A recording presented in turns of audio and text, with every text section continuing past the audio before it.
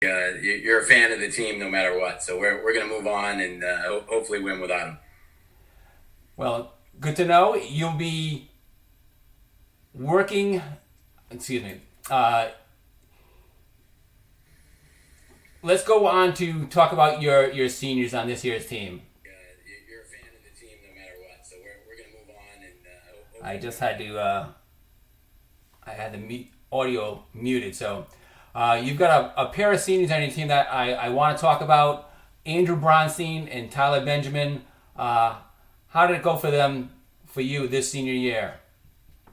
Well, it's difficulty is going to be going on without them. I mean, they are two just tremendous individuals first, and great team guys, and people you just love being around. So they're two guys that we will miss a ton, and contributed a great deal to our program in the past few years. So Andrew is came in as mature as could be, and we used to joke that he acted like a senior as a freshman. I mean, he had a construction family background. He was used to getting up at 5 and working hard days, and just a hard worker for 4 years with us, and finished things out at a high note. As well as Tyler, who transferred in. We will miss him tremendously as well. I mean, he got into grad school, wasn't sure if he was going to play or not, and we had a few meetings on that, and I was very excited that he made the decision to be a part of the program again this year, and I thought he could do some special things for us, and he did. And both of those guys finished their careers out on a really high note and playing their best basketball. Yeah, you said it. Especially for Tyler Benjamin, your senior day was against Wentworth on the final Saturday of the regular season, and he put on a performance. Especially with the team trailing at halftime, he came out in the second half and just lit it up with a career performance. He did. He was special that day, and it's just a testament to the work that he put in all the way. When our guys went home for spring break, when our season was over this year, I would come in the office in the morning and hear the ball bouncing, and it was Tyler with the shooting gun out, still working on his game after his career had ended. So, he just put in the work, and it really is special when you see the reward come for how much hard work these guys put in. And how wonderful was that for him on senior day with his dad in the audience?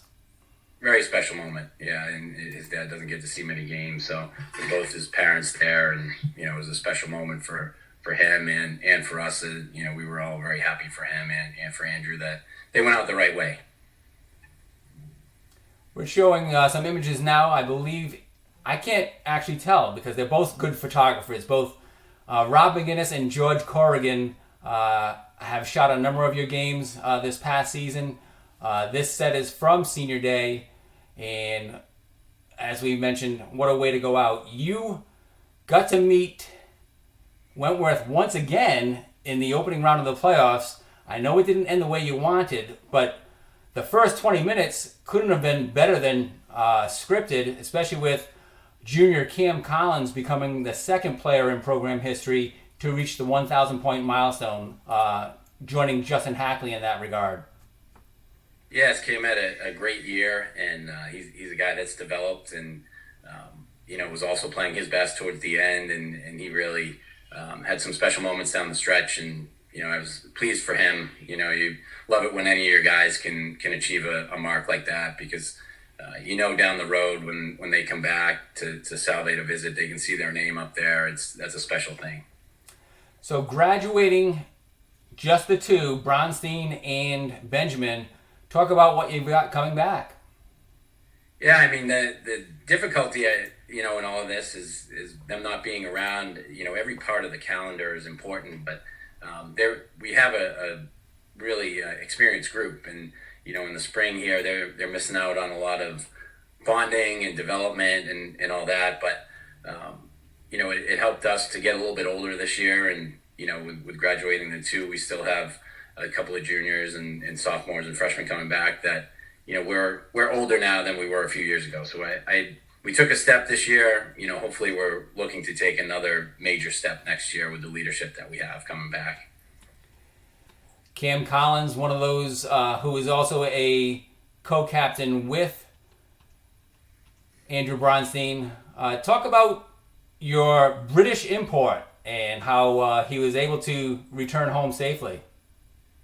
Donnie, yeah, that was a stressful one. I mean, certainly when everything happened in the country, our students, for the most part, were able to get home. Donnie had stayed in spring break with a teammate, and then he was back in Miley Hall on campus for a few days. And we weren't sure if and when he was going to be able to return to England. And, last week when we woke up for the day of his flight, it got canceled. So it was a little bit of a stressful moment there. The travel agents were able to work some magic, and Donnie is home in England now with his family. So we're thankful for that. So, in addition to many of your players being home, you're at home in Newport, Rhode Island, That's with correct. your wife Jen, who's our field hockey head coach, and also Addison, Garrett, and Tegan. How's life around the household? More time Amazing. together. Yeah, well, my wife Jen being the field hockey coach and me being a basketball coach, the fall and the winter are very busy. There's a lot of late nights and early mornings, and the blessing in disguise out of this has just been the time that we're able to spend with the kids. I mean, the spring is a good time for us anyway, but to be home, the other day I'm on the laptop sending recruiting emails, and my daughter's doing math work next to me at the table. My son's on a Zoom call with his preschool friends, and I'm getting hit off the head with a Lego by my 2-year-old. So it's it's definitely chaos. You got to concentrate, but it's you think about that these are times that maybe you wouldn't have been able to have if everybody was in school and you were still going fast with everybody's life. So Jen and I have really tried to take in these moments and enjoy the time with the kids. We're very blessed.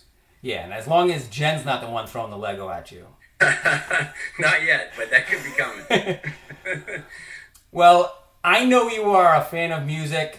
When you filled out your very first publicity form, and this was the paper form that we had back in the 90s, you mentioned that your favorite musician was Van Morrison, and he's one of my favorites as well. So when you join us next week, Sean, be ready for when we debut for the entire week 2 of Seahawk Talk song quiz by that device over near me called Alexa.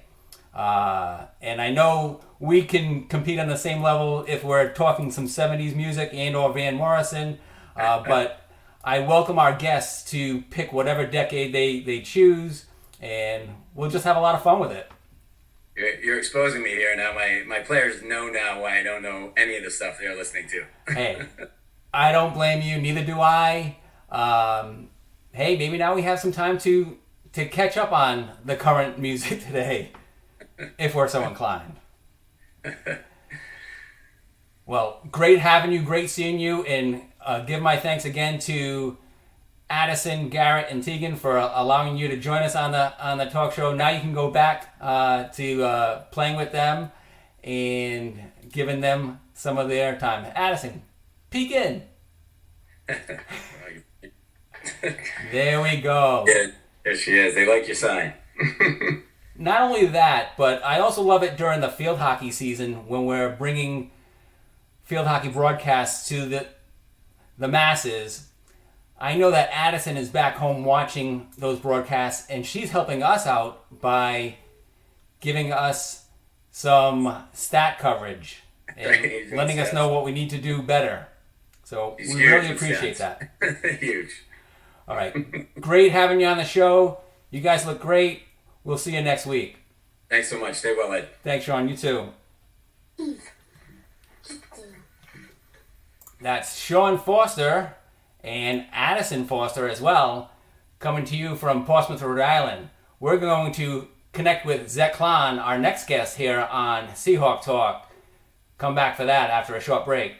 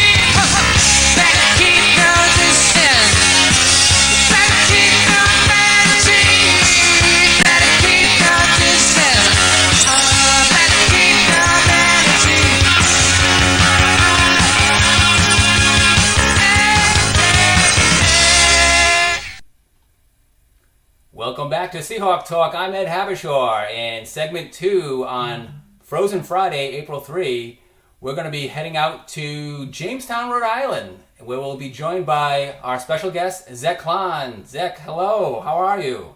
I'm doing very well. How are you, Ed? Very good, thanks. Good to see you in your confines of Jamestown, Rhode Island.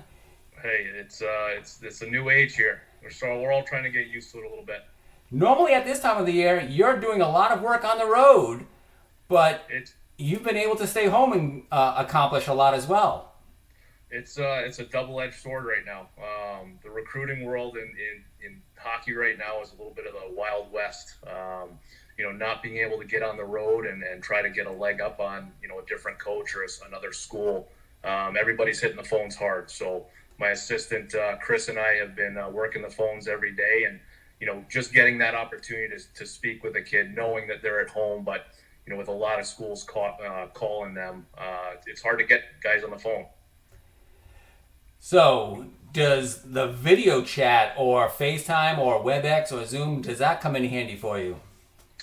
We've been using the Zoom quite a bit. Actually, Chris and I will spend most of the day on Zoom together.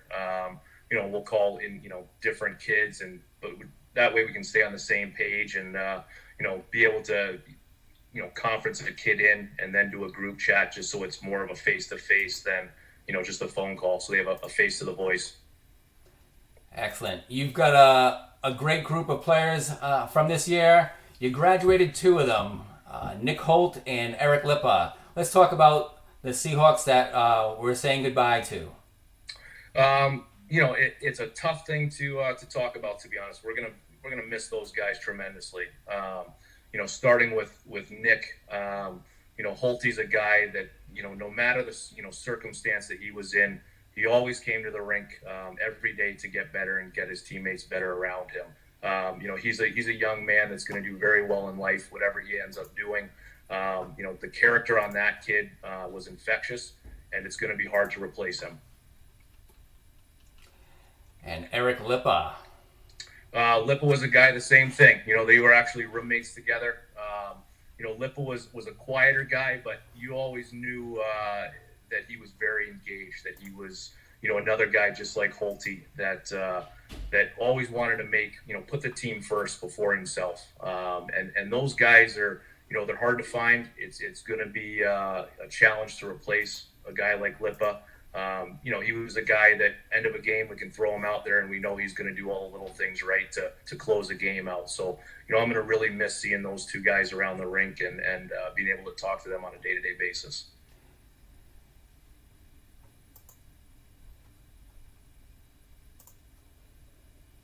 We're showing some video right now of a shorthanded goal by Matthew Dillon in your team's win against Becker College back at the Portsmouth Abbey. Talk about the improvement you see at Portsmouth Abbey and how it feels to have that venue as your home site. I explain it kind of as the old Boston Garden. Teams don't like coming in there to play. It's a smaller surface where I think it's a little bit of an advantage for us. It's one of those things that we wish it was a little closer to campus, absolutely. But we make the best of it, and it's that home atmosphere where some rinks you go to, and there's no real advantage. But I feel that at the Abbey we have that leg up. Guys know where the bounces are. So we've come accustomed to playing there, and we make the best of it. Praise the Lord. Oi, ice and snow. That's it.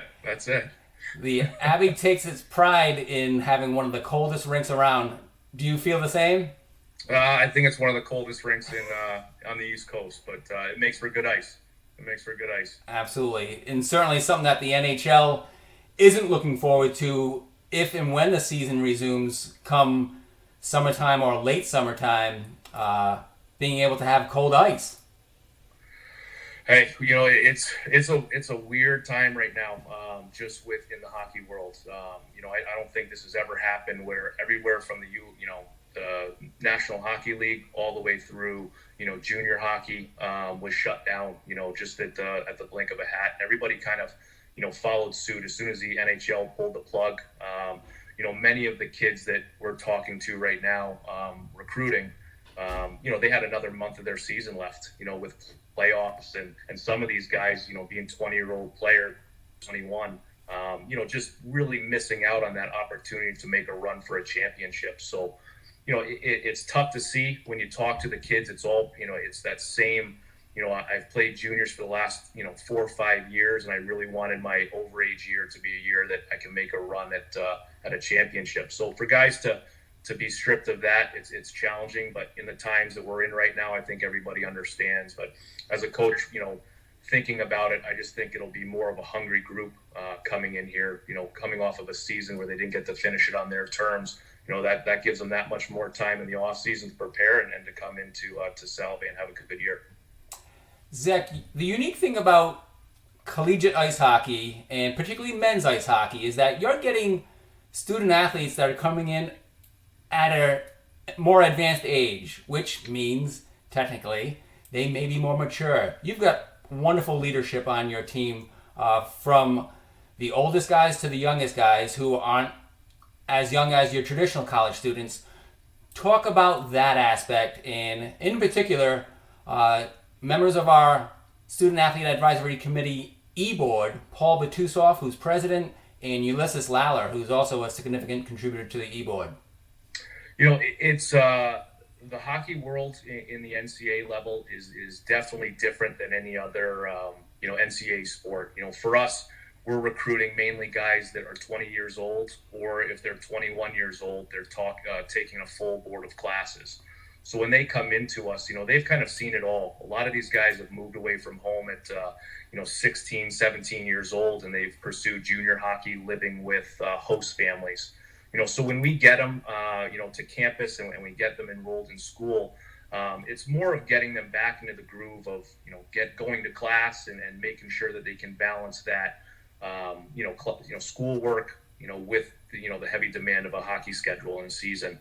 But for us, I like guys that come from junior programs where they ride the bus.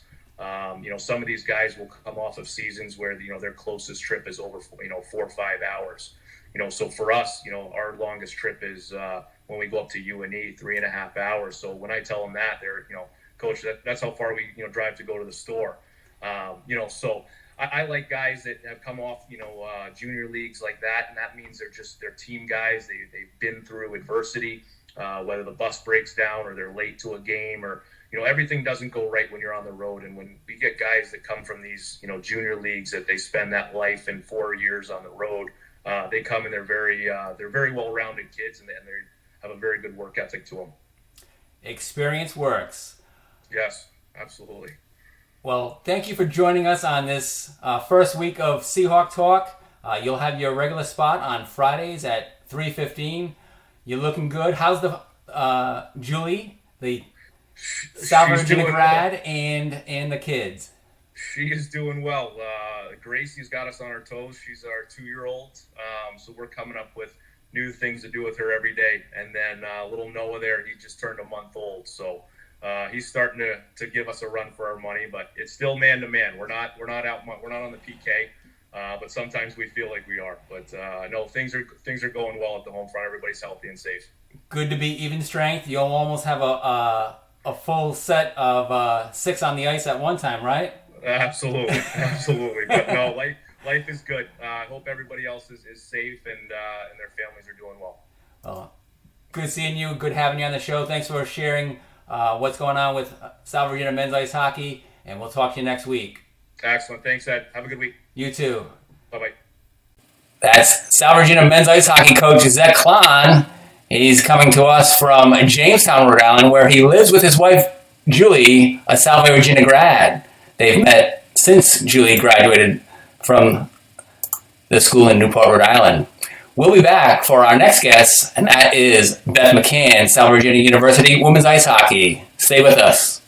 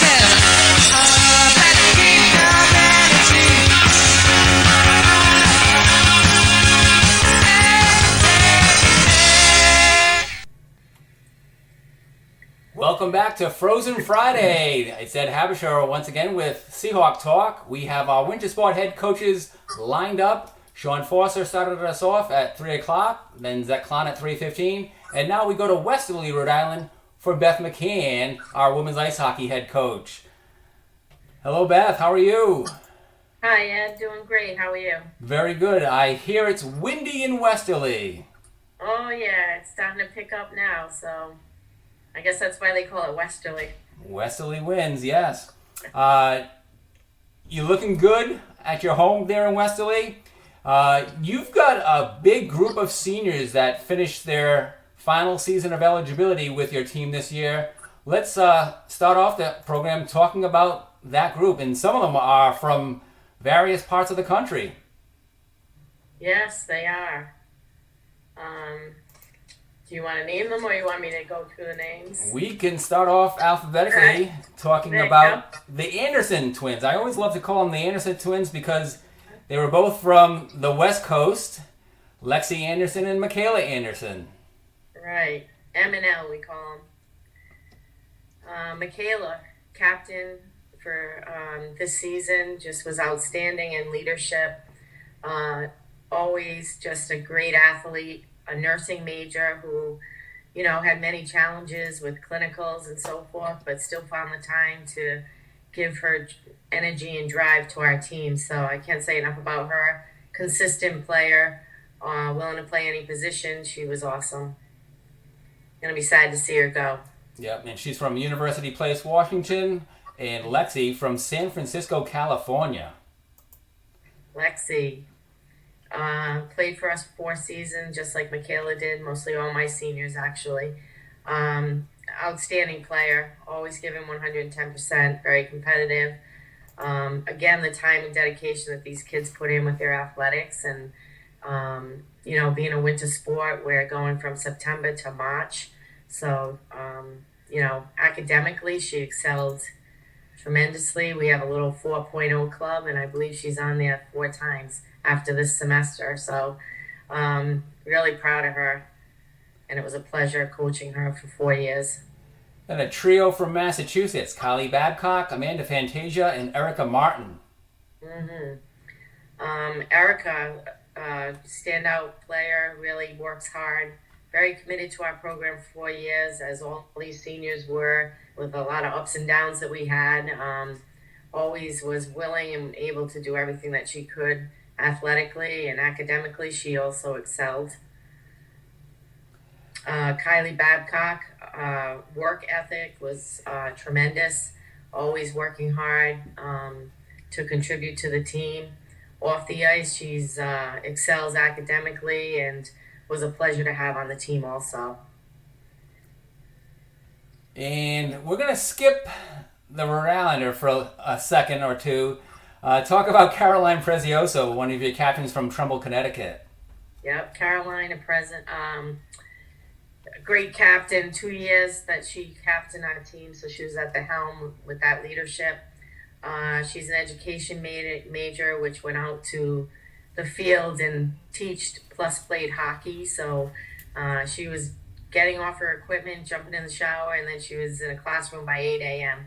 So her work ethic was tremendous, contributes so much to our program and the foundation that we stand on today. And from Wappingers Falls, New York, is a junior graduating this year, Michaela Simon.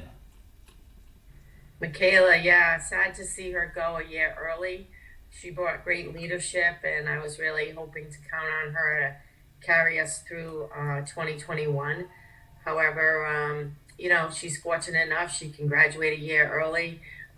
Huge academic kid, always works hard, very involved in the Pell Center and so forth. So, I'm thankful for the 3 years that I had with her. I know that she'll be a great addition to the alumni group. And how about that youngster from Westerly, Rhode Island, who's apparently still living in Newport, Maddie McCann? Yeah, Maddie, a great contributor to the program statistically, works hard. Not easy always being under my helm, team-wise, coach-wise, so forth. But, she's a well-rounded individual, excels at academics, and it was a pleasure to coach her for those 4 years. Beth, coincident. Go ahead. Go ahead. Amanda Fantasia. I skipped over her from the Massachusetts. So I just wanted to mention okay. her. Unless you had another question on Maddie. I'll come back to that, but go ahead on Amanda. Yeah. Also Amanda, a captain. Yeah, exactly. So and when we did the Massachusetts, I skipped over, so I didn't mean that. But she's been a tremendous asset to our program. Conference recognitions. Last season she should have got a few, I thought, but she didn't. But she really excelled this year and really grew into a great leader for our program. And academically, again, outstanding. I think I have 5 of my seniors going on to continuing their education at Salve. So they will all be doing a 5th year, but not eligible to play. But, I'm looking forward to them to maybe stepping in and being some leadership for us on the coaching end and help us through that. But Amanda was a great asset. All these seniors, all 8 of them, is why we stand on the foundation we do today. Yeah, and Beth, as Andrew Pizzelli, who covers your team on a regular basis, noted that your team really stood out from a defensive standpoint, a defensive set that could score. Mm-hmm. So you were getting a lot of blue line scoring from the Seahawks. Yeah, we set up our systems. We finally figured out where our good shots were coming from, and we, implemented really putting that defense into the scoring position in the offensive zone. So, they stepped up to the plate big time. A number of players there, especially Amanda Fantasia scoring. Maddie Cox, a freshman, came on, and she really excelled and grew into a great position. Second half of the season, she really built her confidence. So I'm really excited to see what she'll have to offer for the next 3 years. Maddie got some all-rookie recognition at the end of the season. Yeah, and I mean, we sat ranking-wise, and I know it's not always about the scoreboard, but, my team had a rough run the first half of the season.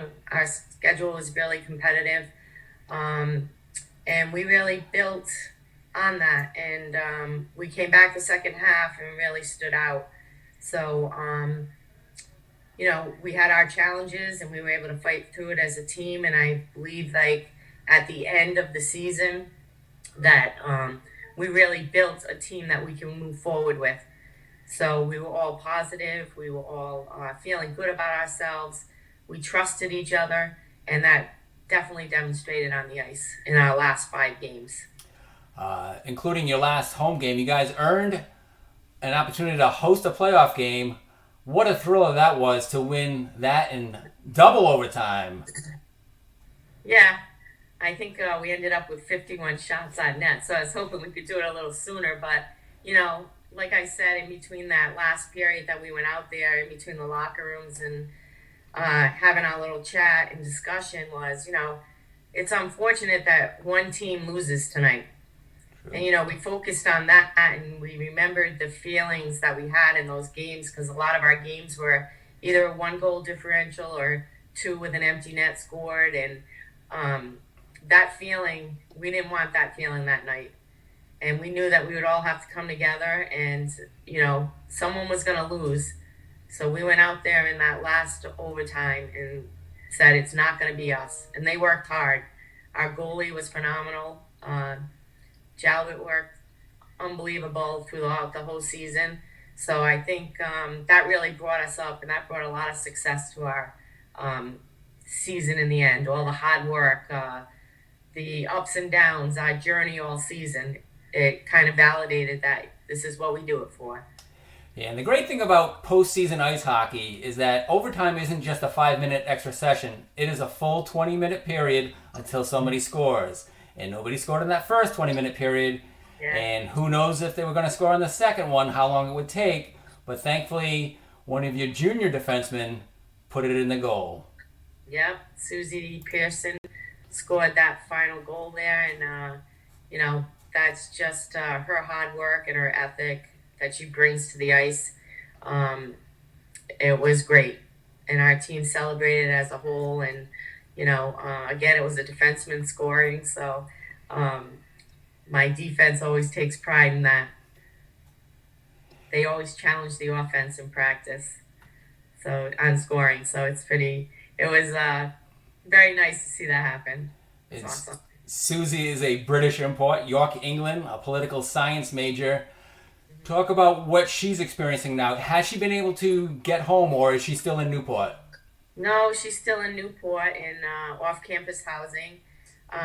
She was supposed to fly out, and then her flight got canceled. Couldn't reschedule it. And, you know, she had a job here at that point. So while everybody was off on spring break, she was actually in Newport. I was checking in with her daily because it was kind of trying for her being so far away from home. And, you know, just want to make sure that she's safe and food on her table and all that good stuff. So just checked in with her. A couple of roommates came back as they're still taking classes. So she seems pretty well set now, but I'm sure she's missing home and whatnot. So just keep reaching out, and you know, she knows we're here for her, and we can do whatever we can for her. And I know she does some great work in our university's development office, so hopefully she's able to continue in that regard. She's a wonderful contributor not only to your ice hockey team, but to the university as a whole. Yeah. So hopefully she still has that job so that she can survive, because I know these kids, you know, they rely on that for living. And it's tough when she's so far away. She can't just run home and get food and that kind of stuff. So, you know, we're keeping in good communication, and we have a good base of our teammates. So she'll be good. Love the UK accent. Can't miss that. Never get tired of it. Around. Yeah. Well, Beth, thank you so much for joining us on Seahawk Talk here on Friday, April 3. We look forward to having you back here every week on Fridays at 3:30. We're going to join our next guest, Cori Hughes, shortly after this. We'll take a break. You're looking good. Say hello to the family. You're not just the mother of one Salve alum, but two. So Murphy McCann shouting out to you as well. Well, thank you, Ed. I appreciate it. Be safe. Same here. Thank you. Bye-bye. That's Beth McCann, South Virginia University women's ice hockey head coach. I'm Ed Habishore, and we'll be back for our final segment here on Friday, April 3 with Cori Hughes. Stick around.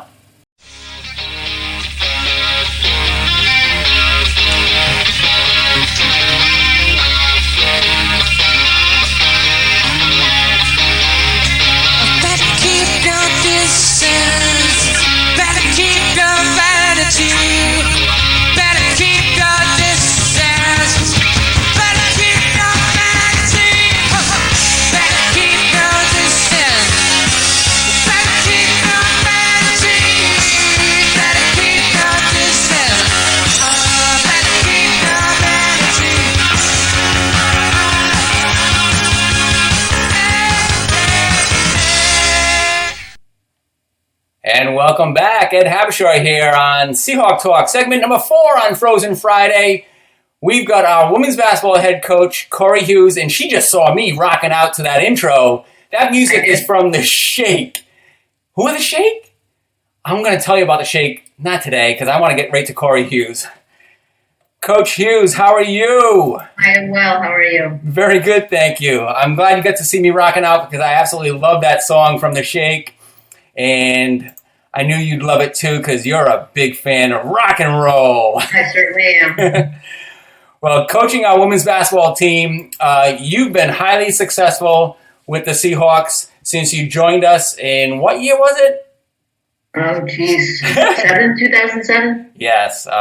Multiple conference championships. I joked early on in your career that you were winning it in odd years, and then you won it in 2012 with Lindsay Shorey as your senior. How outstanding was that? You went to 3 straight conference championship finals with the class of 2011, class of 2012, and the class of 2013. Correct, yeah. Amazing. Great winning streak. Had some great players, great leaders. Most of all, great competitors. So it was fun. It was a blast. And this year, you did something unique, and only you had that opportunity. You brought back some Hall of Famers to talk with your current Seahawk group. I did. I had Aaron Phillips and Katie Burrell come in. They ran some of the practice, spoke to them afterwards. It was wonderful to have them back, and I think it was important. I think it's always important to bring an alumni back, but especially those two in particular. I just talked about competitors, and they probably are the most competitive people I know other than myself. And they still compete with each other. They still talk a lot of smack. It was, I think, good for the players to see that kind of intensity in women that don't even compete anymore. And I think it was also good for them to know where we came from, so to speak. Absolutely. And Allegra Lavoie didn't make it this year? Did not make it this year, but I see legs all the time. Yeah. She actually lives right down the road from where I live. I see her running and walking with her dog. She's still involved in basketball, still plays a lot in leagues. She also coaches boys. And she also works in the summer at the Celtics camp. So I get to see her when I do my lectures, and she gets up and does the lecture with me. So it's a lot of fun to see her as well. So Lavoie, Phillips, now Bradley, and Burrell, now Haskell, they are in our Athletic Hall of Fame in the class of 2009, 2011, and 2013. So they were the odd years. Yeah, they were the odd years. Appropriately, they're a little bit odd anyway. So, yeah, I think we got a couple more maybe coming up through. So we'll see.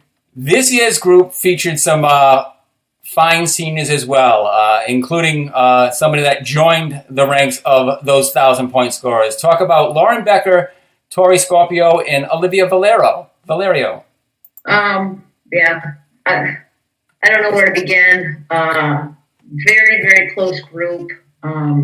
It's interesting having Lo come back. You know, as you know, she officially graduated last year, came back for a grad year because she had that medical hardship waiver. And she just gave us a tremendous boost, not only on the floor, but also as a leader. Just walks the walk as well as talks the talk. A competitor, tough kid. Really unfortunate that she, broke her foot and missed most of the season again. But she came back, even though she was still hobbled a bit and in some pain.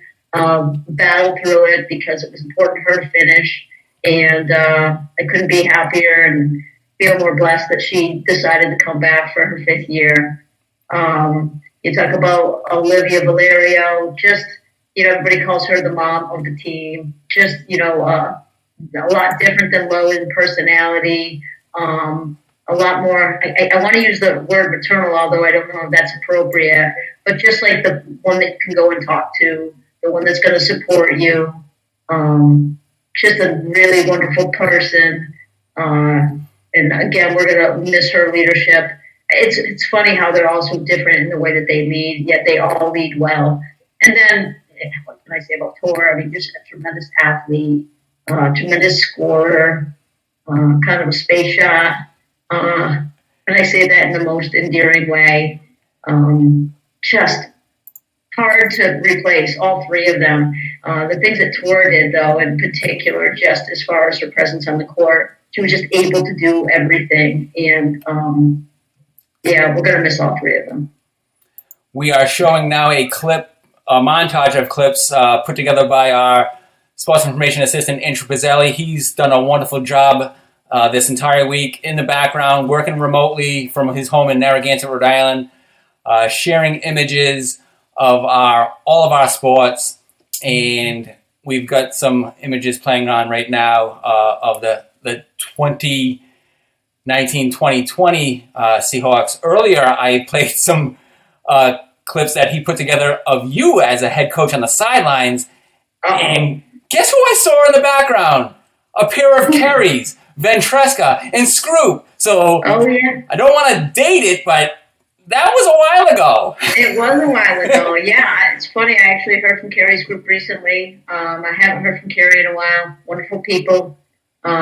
We've had some great assistant coaches, athletic trainers that have worked with the program that have helped, make us be as successful as we have been. Can't say enough about the support staff we have. Now we have Tony, of course, who's just a workaholic. He's a lot like me. He's just a gym rat at heart. And he brings a different dynamic, I think, he's kind of like a father figure to these girls. They love him. And he's just doing a great job as well. So great shout out to Tony. I want to give a shout out to your wife, Marissa, and how I know she met with your group earlier this year and really hammered home some nutrition tips for them. Yeah.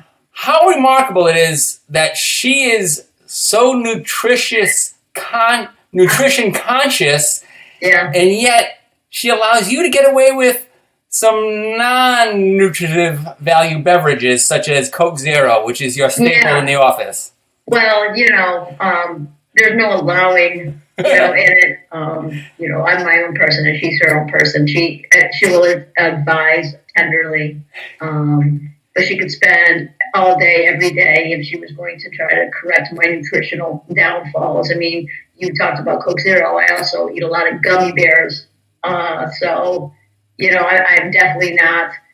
I'm more of a do as I say, not as I do, as far as nutrition is concerned. I am getting a little bit better with that, but I know it's important as I get older, especially. I've been reminded. But she did a great job with the kids, and they had a lot of questions about nutrition. I think there's a lot of information out there that's just confusing. A lot of it is conflicting. Much of it is not based in science. And so, kids go on these diets that, aren't necessarily good for them, especially because they're athletes. Athletes nutritionally need different things. They expend so many more calories and so much more energy that they have to fuel in a different way. Yet, the information that they're getting isn't for athletes, and they're dieting sometimes or eating in a way during the season that is going to be counterproductive to them as far as performance is concerned. So when Marcia came in, and I got to thank her anyway, she doesn't like to do that kind of stuff as far as, it's personal because she's my wife, and I don't think she necessarily feels comfortable in that role, but I asked her to do it as a favor to me. The kids loved it. And I think that they found out a lot about nutrition they didn't understand. And especially with those late night practices that were really difficult for us this year, them making sure that they were getting fueled afterwards, getting enough carbs, getting enough protein. Everybody talks about how terrible carbs are, and for athletes, their best friend. They need to be eating a lot of carbs. And we as a staff made sure that we were getting the things that they need, so that when they did miss meals, they could compensate with what we had available in the locker room for them. Well, that's outstanding. Coach, a great segment with you. I do have to ask, are gummy vitamins okay? I actually heard that they're not as good as other vitamins are. And actually, when I have my vitamins, I eat Flintstones.